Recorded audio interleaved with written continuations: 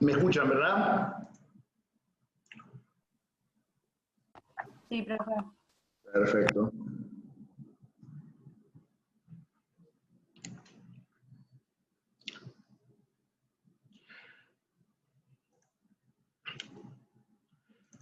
Bueno, entonces lo que les estaba mencionando antes de que se cortara el bloque, es que precisamente este hecho, llamado la masacre de Ezeiza, termina generando entonces la caída del gobierno de Cámpora. A los pocos días, el 13 de julio, la masacre de Ezeiza fue el 20 de junio, el 13 de julio renuncian tanto Cámpora como Solano Lima a la presidencia y vicepresidencia de la Nación.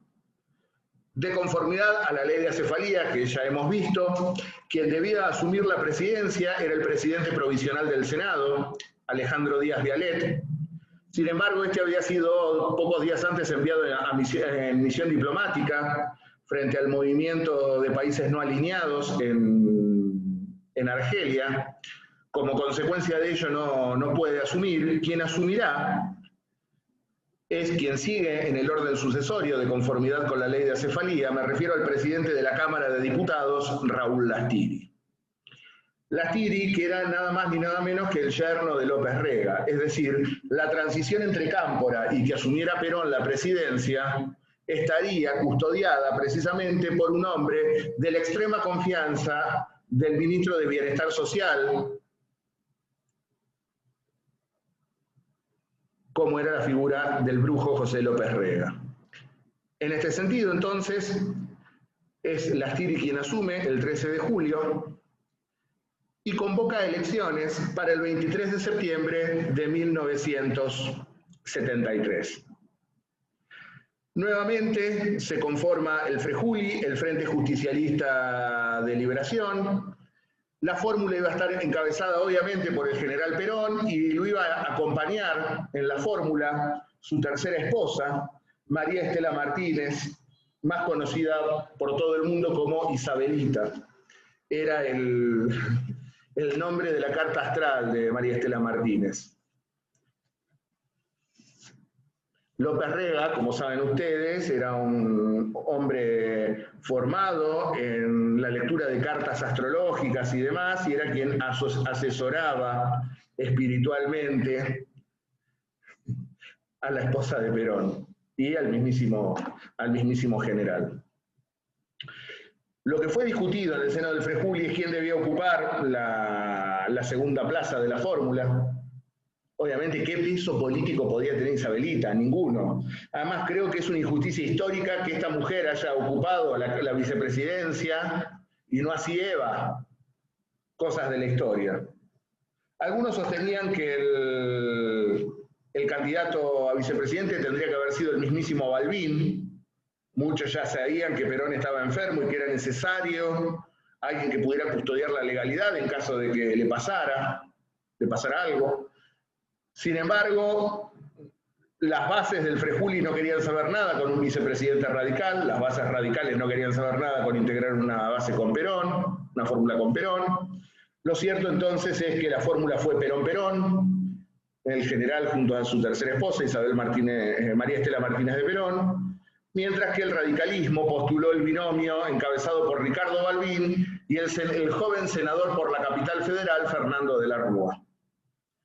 Las elecciones se llevan a cabo el 23 de septiembre de 1973 y Perón obtiene un poco más del 57,3% de los votos, a lo que hay que sumarle que Perón también integró una fórmula del Frente de Izquierda Popular que postuló a Jorge Abelardo Ramos como candidato a vicepresidente, que sumó un poco más del 7% de los votos. De allí que se sume aquella célebre cifra de más del 60% en las elecciones del 73. Fue con dos fórmulas Perón. La fórmula Perón-Perón, la oficial del FREJULI, y la fórmula Perón-Ramos del Frente de Izquierda Popular. Sumando ambas fórmulas llegó casi al 64% de los votos. Mientras que la fórmula radical obtuvo el 26,3%. De este modo, entonces, Perón, siendo el tipo más votado de la historia con esta elección hasta ese momento, accedía a la presidencia de la Nación. Y se avecinaban momentos críticos para la Argentina. Porque 2 días después de este más que contundente triunfo electoral del general, es asesinado el secretario general de la CGT, José Ignacio Rucci. Y ríos de tinta se han escrito sobre el asesinato de Rucci. No está claro todavía quién cometió el atentado, el homicidio. Montoneros salió a adjudicárselo. Por el modus operandi del ataque no parece un ataque perpetrado por los montoneros, sin embargo ellos se lo autoadjudicaron a confesión de parte. La verdad, si lo hicieron ellos, todavía me parece incomprensible. Porque una cosa era la violencia política cuando se peleaba con una dictadura para una salida electoral. No era lo mismo presionar a la dictadura de Lanusse para que convoque elecciones, no era lo mismo combatir a una dictadura que llevar a cabo este tipo de delitos en un régimen constitucional. Perón acababa de ser el tipo más votado de la historia y los montoneros le tiran un muerto. Además, alguien que para Perón era vital para ese pacto social que debía conformarse entre la burguesía nacional y el movimiento trabajador. Si fueron ellos es incomprensible. Y si no fueron, nunca salieron a desmentirlo. En consecuencia, creo que fue un error de cálculo político enorme y esto generó la ira del general y a partir de ese momento el general se encargaría de combatir y perseguir no solamente al movimiento montonero, sino también a muchos sectores de la juventud peronista. Y fue todo un mensaje que el 12 de octubre de 1973 Perón asumiera luciendo su uniforme de general de la Nación. Todo un mensaje el que mandaba Perón asumiendo ni más ni menos que luciendo las palmas de general. Y si ustedes se ven en la foto de abajo, hasta había temor de que hubiera un atentado contra Perón. Tuvo que hablar atrás de un blindex, de un vidrio blindado en los balcones de la Casa de Gobierno. Casi un insulto histórico que Perón tuviera que hacer eso. Pero bueno, es lo que él mismo también había generado en cierto modo. Así entonces se inicia la tercera presidencia de Perón. La presidencia de Perón va a ser corta, obviamente, porque Perón estaba notablemente enfermo. Profe, sí. el asesinato de José Ignacio Rucci es antes de que él asuma. Sí, 2 días después de las elecciones. Ah, ok. Las elecciones son el 23 de septiembre, el asesinato es el 25 de septiembre y Perón asume el 12 de octubre. Yo lo he interpretado siempre como que fue un desafío a la autoridad de Perón. Vos te querés recostar sobre la pata sindical, mirá que si nosotros tenemos poder para voltearte a la pata sindical, ¿eh? En esa locura demencial del movimiento montonero de querer coparle la conducción, a Perón le iban a copar la conducción, pero no entendieron nada de historia ni de política estos muchachos. Tenían un fierro en la cabeza, fierro en el sentido de arma de fuego, ¿no? La política es diálogo y esta gente descree del diálogo, en consecuencia descree de la política. Porque reitero, no es lo mismo emprender acciones armadas cuando se combate a una dictadura, a este tipo de acciones en un gobierno constitucional. Este era el momento de hacer política, no de violencia. Bueno, esta gente no lo entendió así, como no entendió muchas cosas. Y por otro lado, cabe destacar que lo que generaron fue el repudio de toda la sociedad. Y acá es donde la juventud peronista tendría que hacer autocrítica también. Porque la juventud peronista se los tendría que haber sacado de encima, porque reitero, juventud peronista y montoneros no eran lo mismo. Sin embargo, los montoneros hegemonizaron la conducción de la juventud y la juventud siguió el mismo derrotero fatal que los otros locos. Porque cuando se desatara la feroz represión, primero con la AAA y luego con el golpe de Estado, mientras las cúpulas montoneras estaban cómodamente exiliadas en México o en Francia, quienes sufrieron en carne propia el terror de la represión fueron los militantes de base. Mientras Firmenich y compañía estaban en México, estaban en París, se encontraban con Macera los militantes de base, los que hacían acción social en las villas, los que militaban en las universidades, fueron los que pagaron los platos rotos. Por eso creo que son una cosa nefasta los montoneros. Ahora, volviendo, tenemos que analizar lo que fue la tercera presidencia de Perón. Y la verdad fue una presidencia muy corta. En este sentido, cabe destacar que al momento de asumir Perón, la situación del continente había variado con respecto a lo que ocurrió cuando asumió Cámpora, prácticamente 6 meses antes. Solo Argentina y Uruguay tenían gobiernos elegidos democráticamente en ese momento. En efecto, una de las estrellas de la asunción de Cámpora, como era el presidente de Chile, Salvador Allende, había sido derrocado por el nefasto golpe de Estado de Pinochet el 11 de septiembre de 1973. Y también creo que la situación política de la Argentina, pero sobre todo la economía mundial, sentaron el límite para la acción de gobierno económica que pretendía Perón. Ya el mundo no era el de 1946. En este sentido, precisamente había estallado la crisis del petróleo, cuando los países exportadores de petróleo, principalmente los de Medio Oriente, forman la OPEP, y deciden fijarle el precio del crudo a los Estados Unidos, lo que genera un encarecimiento en la importación de combustibles y sobre todo que los Estados Unidos abandonen el patrón oro fijando al dólar como moneda de referencia internacional y a su vez también generen una crisis económica tendiente a desplazar aquel viejo estado de bienestar surgido del mundo de la posguerra hacia los estertores de lo que sería el neoliberalismo financiero. Es decir, se estaba produciendo un vuelco en la economía mundial y a la Argentina le toca atravesar ese momento en esta turbulenta coyuntura política.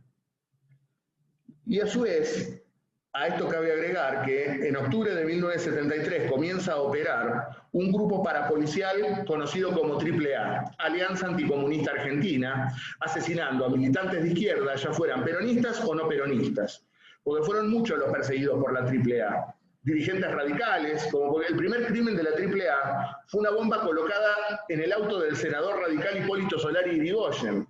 Ustedes dirán, ¿por qué un radical y por qué Solari Irigoyen? Porque había sido defensor de presos políticos precisamente. Ahora escucho a algunos radicales, fíjense lo que era Solari Irigoyen, defendía presos políticos, igual que Negri, Sanz y compañía ahora. Lo mismo son. También numerosas personas de la cultura fueron perseguidas por la AAA. En ese momento se tuvo que prohibir la película La Patagonia Rebelde. Fueron perseguidos Luis Brandoni, Héctor Alterio, que emprendió el exilio rumbo a España. Se vivían, la verdad, momentos muy difíciles. La AAA fue creada por el ministro de Bienestar Social, José López Rega, y conformada también por quien había sido designado jefe de la Policía Federal, Alberto Villar, un nazi hecho y derecho. Y en este sentido, Alberto Villar, para que se den una idea de lo que se venía, cuando estaban velando a los guerrilleros asesinados luego de la masacre de Trelew, que no la he mencionado aquí, irrumpió en el cementerio para capturar, en el velorio para secuestrar los cadáveres con una tanqueta. Ese tipo ahora era el jefe de la policía de Perón. Y todo el mundo trata de absolver a Perón con, y bueno, ya estaba viejo, ya estaba gagá, no sabía lo de la AAA. Miren, me cuesta mucho creer que un líder de la talla de Perón no supiera lo que se estaba cocinando en el seno de su gabinete. Me cuesta creerlo, ¿qué quieren que les diga? No sería honesto si dijera que no sabía. Me cuesta creerlo. Y máximo es cuando venimos viendo que del mismo modo que había apoyado a la juventud maravillosa, como él la denominó, y a las formaciones especiales, para presionar a la dictadura y volver, claramente su discurso cuando vuelve al país en Ezeiza era otro. Y la creación de este grupo entronca con ese discurso que esboza luego de Ezeiza. En consecuencia, creo que es responsable de esto también. Por otro lado, durante la presidencia de Perón, el ERP también, la otra gran organización armada, que otros que no entendieron nada, pero es lógico que no entiendan nada porque son de extracción trotskista y nunca viven en su mundo, no comprenden la realidad. Y el ERP, que había decidido no apoyar, porque cuando se produce la elección de Cámpora, Montoneros tiene una retirada táctica. Dice, bueno, hay un gobierno constitucional, momentáneamente no vamos a llevar acciones. El ERP dijo, Cámpora es un dirigente burgués más, por lo tanto nosotros vamos a seguir peleando. Así que para el ERP era lo mismo Cámpora que Lanuse, que por eso digo, no entienden nada estos muchachos. Y va a cometer uno de los actos más irracionales y estúpidos que prácticamente los va a liquidar militarmente, cuando tratan de copar la guarnición militar de Azul, la mejor armada del país.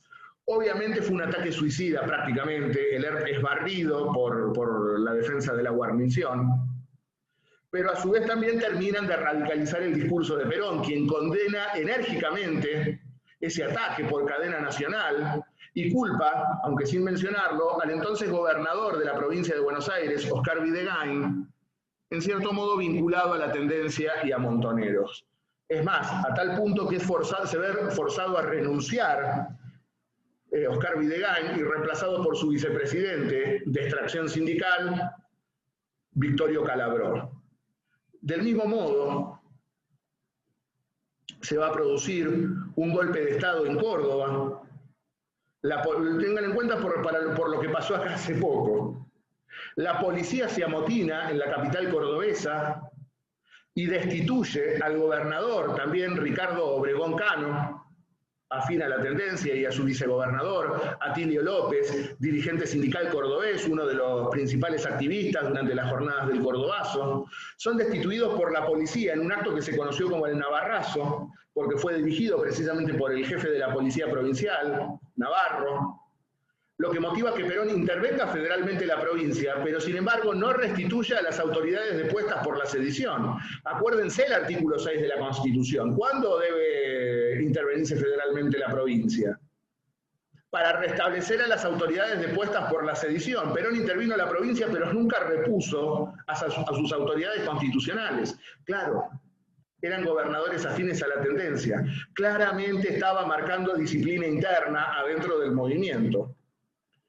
Y esto llega a su máxima expresión cuando, en el acto del 1 de mayo de 1974, se produce el festejo del Día del Trabajador en Plaza de Mayo y se producirá la célebre ruptura entre Perón y Montoneros.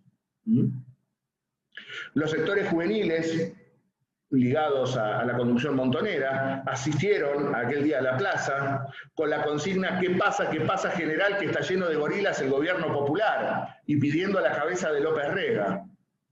Perón contesta llamándolos imberbes y estúpidos que pretenden arrogarse la conducción del movimiento cuando la dirigencia sindical había resistido a las distintas dictaduras durante 18 años, y con esto las cartas están echadas sobre la mesa.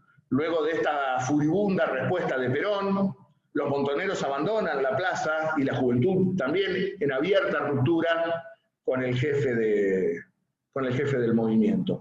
Ya claramente entrábamos en un camino sin retorno, que se va a ver agravado cuando el 6 de junio se depusiera en un juicio político al gobernador de Mendoza, también afín a la tendencia, el tercero de los 5 gobernadores que fueron depuestos ese año. Luego seguirían la misma suerte ya durante el gobierno de Isabel, Miguel Ragone de Salta y Jorge Chepernik en Santa Cruz. La situación estaba claramente direccionándose hacia un lugar. Y así nos vamos acercando al final de Perón. Ya estaba muy enfermo. El 12 de junio será la última vez que aparezca públicamente en un acto convocado por la CGT. Fue la última vez que habla en un acto masivo. Allí es donde lanza su célebre discurso: llevo en mis oídos la más maravillosa música que es para mí la palabra del pueblo argentino. Y luego de un, para mí, inoportuno viaje a Asunción del Paraguay, donde se terminan de sellar los acuerdos que dieron origen a Yacyretá. Cuando vuelve está afectado de una gripe muy grave, más por la edad avanzada de Perón y el cuadro de cáncer de próstata que lo afectaba, y el 1 de julio de 1974 fallece.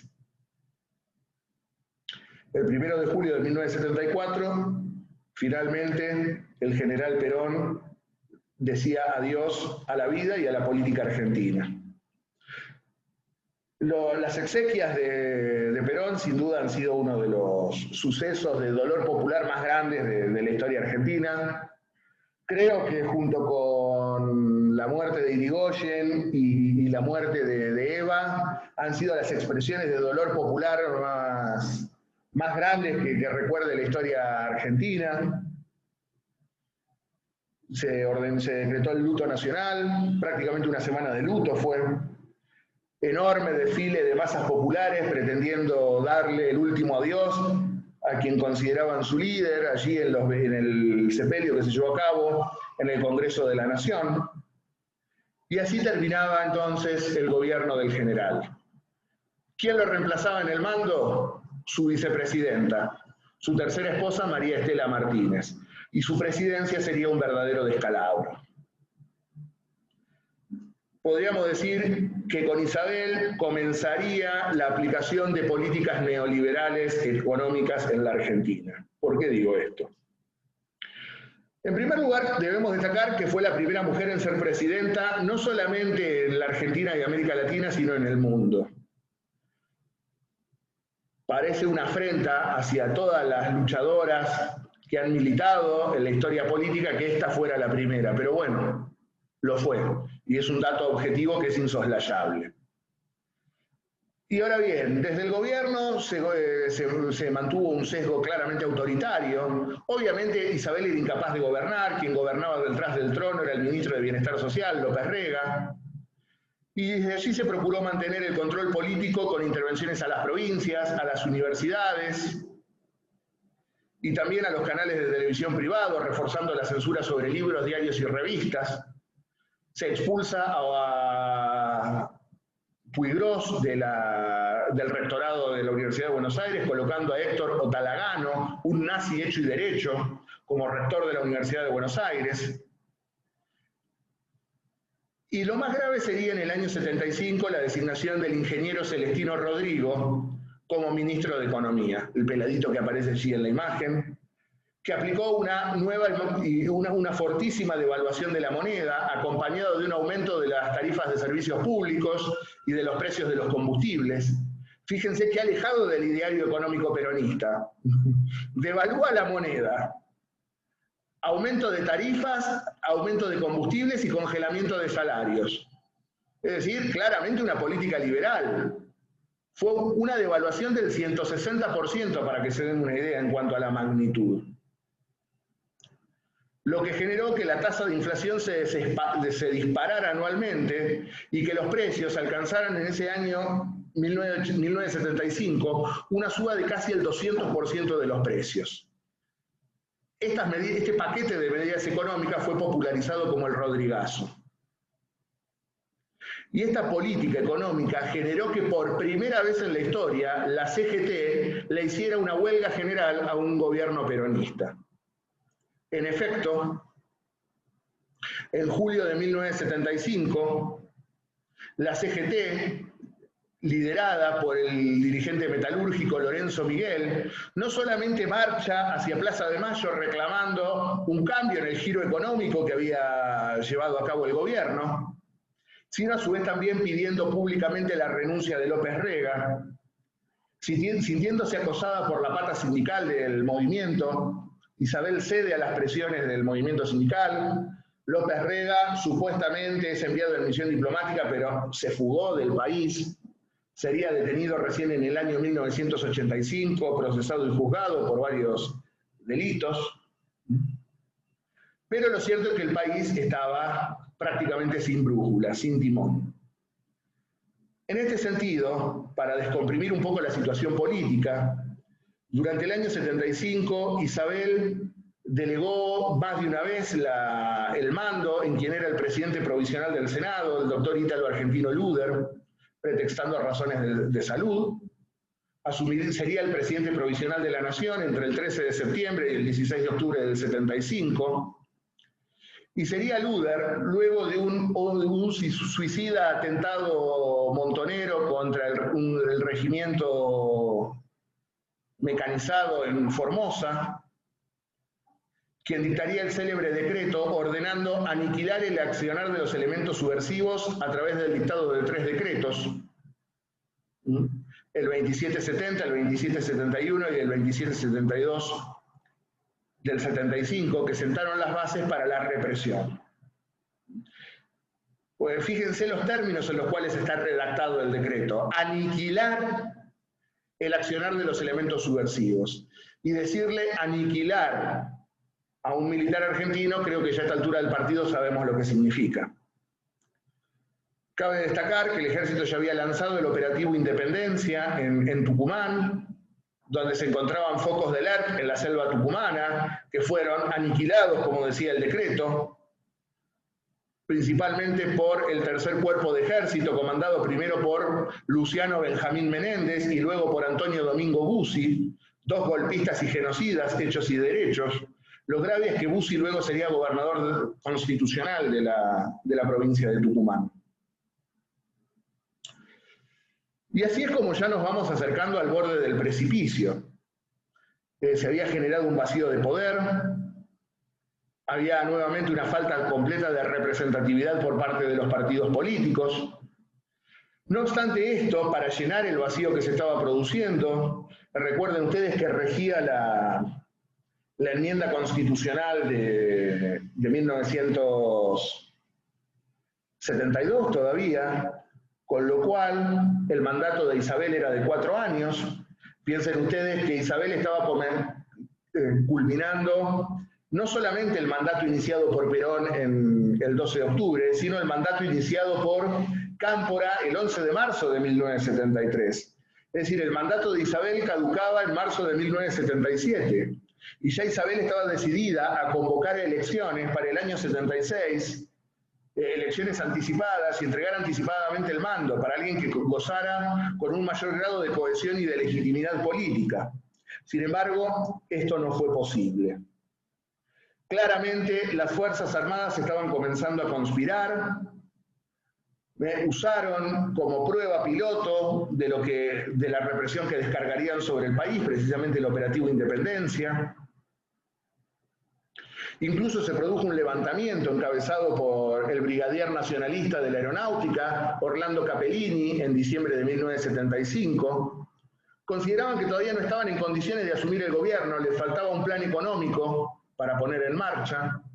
Y una vez que las Fuerzas Armadas encontraron a alguien que llevara a cabo la política económica que ellos pretendían para el país, una vez que encontraron a Martínez de Oz, ahí sí ya se consideraron en condiciones de lanzar el golpe de Estado.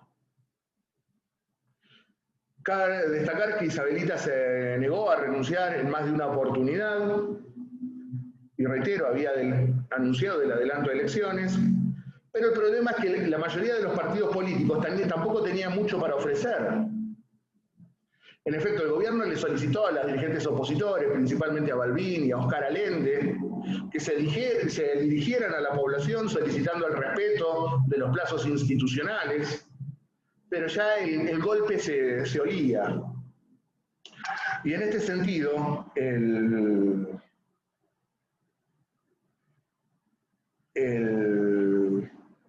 Balbín, en una entrevista pública, dijo: la verdad, yo no tengo soluciones.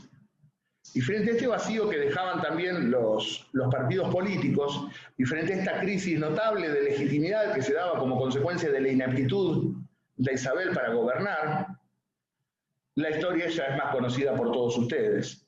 El 24 de marzo de 1976, cuando la presidenta se sube al helicóptero para dirigirse a la residencia presidencial de Olivos, es detenida y enviada al Aeroparque Metropolitano Jorge Newbery para luego ser redirigida primero a Martín García y luego a Bariloche, y se producía el inicio de un nuevo golpe de Estado en el país. Nuevamente se atentaba contra la legalidad. Y parecía mentira, parecía ayer nomás, cuando el 25 de mayo del 73, al asumir Cámpora, se le gritaba a los militares: se van y van y nunca volverán, lo rápido que habían vuelto. En menos de 3 años, nuevamente las Fuerzas Armadas estaban encabezando un nuevo golpe de Estado. Y este golpe de Estado no tendría parangón con ningún otro de lo que hemos visto hasta ahora en nuestra sanguinaria historia. Porque ahora, la represión feroz que se descargó sobre la sociedad no tuvo parangón en toda nuestra historia. No hay nada parecido a lo que comenzaría a ocurrir a partir del 24 de marzo de 1976. Profe, ¿vos dijiste que se atentaba contra la legalidad o escuché mal? ¿Cómo? ¿Vos dijiste que se atentaba contra la legalidad o escuché mal? No sé si dije eso, la verdad no tengo un discurso preformulado. No, recién, por eso te decía. Que se conspiraba, no hay ninguna duda. Ok. No, lo que sí dije es que el gobierno le solicitó a los partidos opositores que se dirigieran a la sociedad y al electorado en particular, a efectos de que se respetaran los plazos institucionales, porque se olía en el aire que se venía un golpe. Pero fuera de eso no hay... Claramente se atentaba contra la institucionalidad, estaban conspirando las Fuerzas Armadas, estaban conspirando los sectores concentrados de la economía, entre ellos, como siempre, la sociedad rural, la Unión Industrial, el Consejo Empresario Argentino. Claramente, lo que iba a venir ahora, el proyecto político que encarnó la dictadura militar, fue dejar atrás y para siempre el modelo de Estado que había surgido en la década del 40. Terminar para siempre con el Estado benefactor o con el Estado social de derecho, a efectos de entregar la conducción del país a quienes se consideran con el derecho divino a gobernarlo.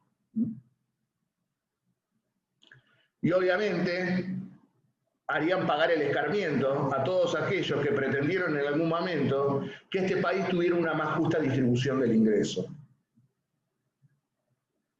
En este país, piensen ustedes, si se ha odiado como se odió al peronismo, por el solo hecho de pretender distribuir la renta, porque el peronismo no fue la negación del capitalismo o de una economía de mercado, sino que lo que se intentó fue una economía más distributiva, una economía socialmente un poco más justa, pero dentro de una economía librada a la iniciativa privada, con un fuerte rol del Estado. Ahora, si eso molestó a los sectores tradicionales de la Argentina, imagínense si en este país se hubiese producido una revolución izquierdista o comunista. Si distribuir la renta genera el odio que genera, imagínense lo que hubiese significado una economía colectivista o con expropiaciones masivas.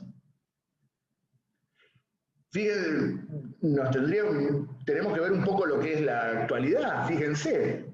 Porque estos sectores también son muy hábiles para que gente que no tiene nada o absolutamente nada que ver con sus intereses económicos los termine defendiendo. Si no, ¿cómo se puede explicar que asalariados se pongan en contra de que a los 9.000 tipos más ricos de la Argentina se les cobre un impuesto a la riqueza? Alguien que labure, que no llega a fin de mes, y defiende los intereses de aquel que lo explota, es una cosa incomprensible, pero bueno.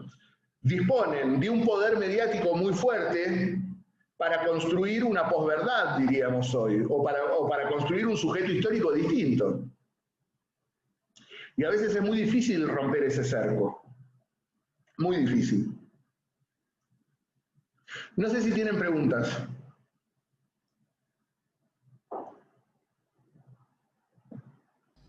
No, profe, yo justo te iba a decir que haciendo el trabajo, nada, decían que no tenía que haber intervención estatal en la economía y que la misma se tenía que dejar librada a manos del mercado y del capital especulativo. Y yo decía, o sea, no te está funcionando, no te das cuenta. En ningún lado. Pero además piensen ustedes, impuestos de estas características rigen en Alemania. Ahora, a Angela Merkel, ¿alguien le dice populista? François Mitterrand, un presidente de Francia, expropió Renault. A ver, escucharon bien, expropió Renault. ¿Alguien le dice cubano, bolchevique, andate a Venezuela a Mitterrand? 14 años presidente de Francia fue Mitterrand. Y el Estado benefactor, o el Estado social de derecho, una de sus primeras expresiones fue el New Deal de Roosevelt, es decir, en la misma cuna del capitalismo industrial, si se quiere. El problema acá es que, reitero, hay sectores que se consideran con derecho divino a gobernar el país.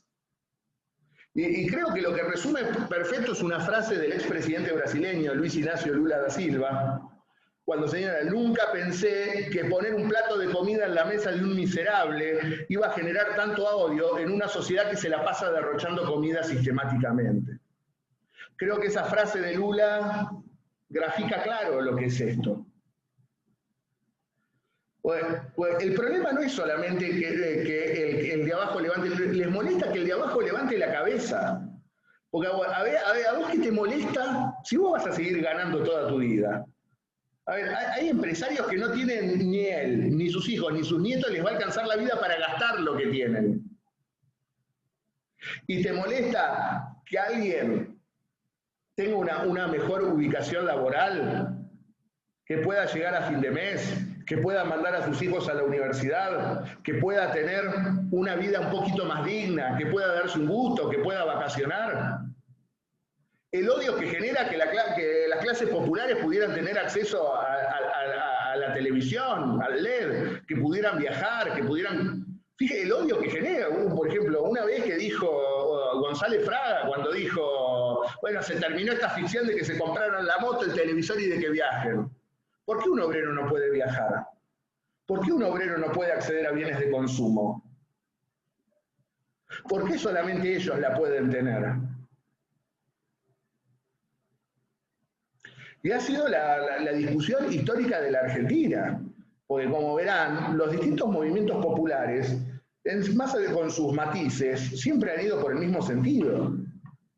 Porque les molesta que las clases populares tengan acceso al poder y a través del poder mejorar sus condiciones de vida. Recuerden a la clase vecinal porteña cómo se indignó cuando las clases populares y los provincianos gobernaban en la época de la Junta Grande. Cómo Beruti les dijo: el día que nos sacamos el yugo de los pobres y de los provincianos fue un día más glorioso aún que el mismísimo 25 de mayo.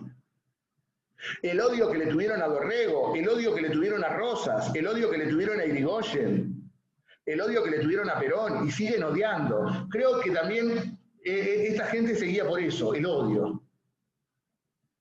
Después podemos discutir cuestiones de coyuntura, si estás de acuerdo en la forma, si no estás de acuerdo en las formas, si estás de acuerdo con cómo se maneja la institucionalidad o no, pero creo que hay puntos básicos en los cuales uno yo no concibo que algunos vivan acomodadamente en perjuicio de otros.